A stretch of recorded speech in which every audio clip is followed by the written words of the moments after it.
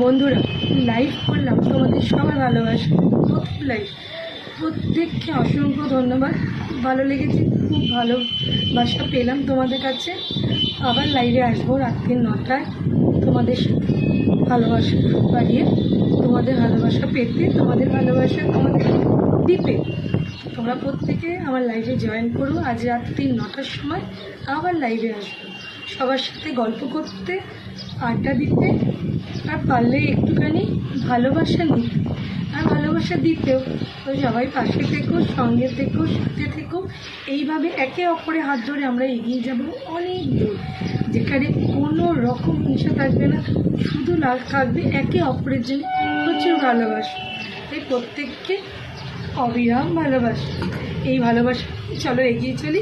আজ রাত্রি 9টায় লাইভে অবশ্যই জয়েন করো।